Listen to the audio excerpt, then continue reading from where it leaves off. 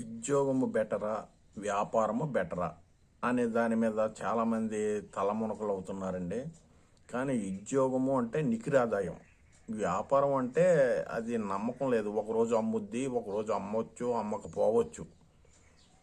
ఇప్పుడు ఈ 4 చక్రాల బళ్ళు మీద వ్యాపారం చేస్తున్నారు, వాళ్ళు నిజంగా చాలా కష్టాలు అనుభవిస్తున్నారు. ఎందుకంటే కిరాణా సామాన్ అనేది ఏ రోజు సామాన్ ఆ రోజే తెచ్చుకుంటారు.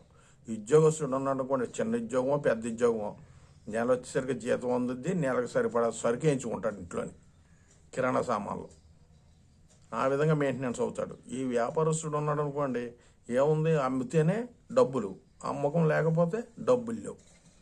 ఒకవేళ వర్షం పడింది అనుకోండి, ఓ ముసురు అంటాడు, ఒక 6 రోజులు 7 రోజులు ముసురు అంటాడు. అప్పుడు ఎక్కడికి వెళ్తాడు? 4 చక్రాల బండి వాడు 4 చక్రాల బండి మీద అమ్మగలడా వర్షం పడినప్పుడు? ఉద్యోగస్తుడు అది కాదు, చిన్న ఉద్యోగం అయినా పెద్ద ఉద్యోగం అయినా వర్షం పడినా వరద వచ్చినా అటు డ్యూటీకి పోవాల్సిందే, డ్యూటీకి వెళ్తాడు. అదే నికిరాదాయం. ఈ వ్యాపారం ఉందనుకోండి, వ్యాపారం నికిరాదాయం ఏముంది? వాడు బండి వేసుకుని వెళ్తేనే వ్యాపారం, బండి వేసుకుని వెళ్ళలేకపోతే వ్యాపారం లేదు. మరి అప్పుడు ఆ అమ్మకం, ఆ వర్షాలు పడతాయి, వర్షాలు పడినప్పుడు వెళ్ళినప్పుడు ఎంత ఇబ్బంది పడతాడండి? ఇబ్బందే కదా. అదే ఈ ఉద్యోగస్తుడు అన్నాడు అనుకోండి, చిన్న ఉద్యోగం అయినా పెద్ద ఉద్యోగం అయినా వాడు డ్యూటీగానే వెళ్తాడు. వర్షం పడినా పర్లేదు, ఎండలు కాసినా పర్లేదు, డ్యూటీ అది. కాబట్టి ఇప్పుడు ఉద్యోగం అనేది 12,000 తెచ్చుకొని 13,000 తెచ్చుకొని ఏది తెచ్చినా నికిరాదాయం. వ్యాపారం అనేది నికిరాదాయం కాదు. ఒకరోజు అమ్ముద్ది, ఒకరోజు అమ్మతావు.